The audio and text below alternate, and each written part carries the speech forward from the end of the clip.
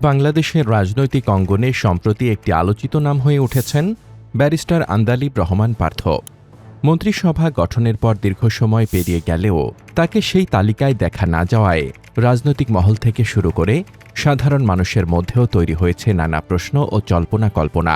বিশেষ করে তারেক রহমানের ঘনিষ্ঠ হিসেবে পরিচিত হওয়ার পরও কেন তিনি মন্ত্রিত্ব পাননি, এ বিষয়টি অনেককেই বিস্মিত করেছে। রাজনৈতিক বিশ্লেষকদের একাংশের মতে পার্থকে মন্ত্রিসভায় অন্তর্ভুক্ত না করার পেছনে বিভিন্ন কৌশলগত কিংবা ব্যক্তিগত বিবেচনা কাজ করতে পারে। কেউ কেউ দাবি করেছেন, অতীতে বিভিন্ন রাজনৈতিক জোট থেকে বেরিয়ে আসার ইতিহাস হয়তো এই সিদ্ধান্তে প্রভাব ফেলেছে।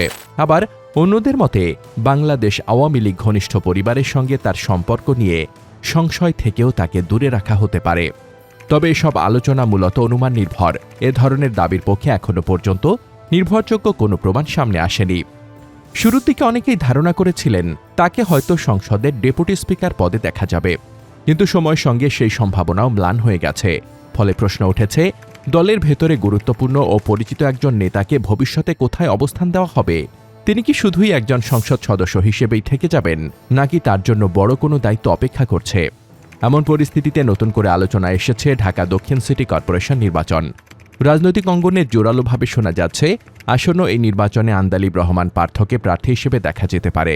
এই সম্ভাবনাকে আরও গুরুত্ব দিচ্ছে একটি ঐতিহাসিক প্রেক্ষাপট।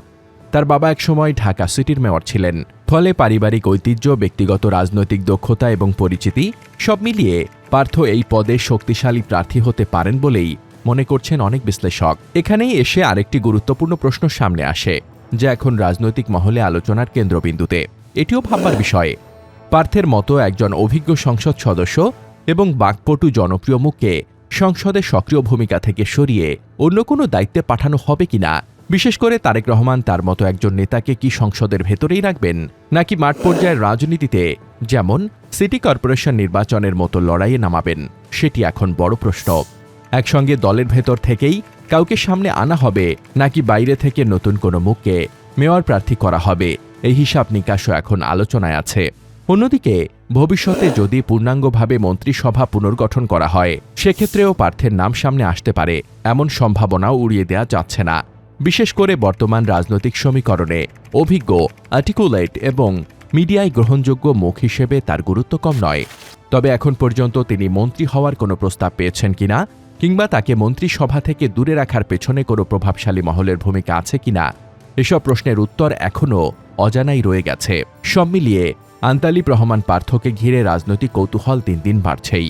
তিনি কি ভবিষ্যতে মন্ত্রিসভায় স্থান পাবেন, নাকি ঢাকা দক্ষিণ সিটি কর্পোরেশনের মেয়র পদেই নিজের রাজনৈতিক অবস্থান শক্ত করবেন? এই প্রশ্নগুলোর উত্তর সময়ই বলে দেবে। আপাতত রাজনৈতিক মহলের দৃষ্টি এখন আসন্ন সিটি কর্পোরেশন নির্বাচন এবং সম্ভাব্য মন্ত্রিসভা পুনর্গঠনের দিকেই তাকিয়ে আছে।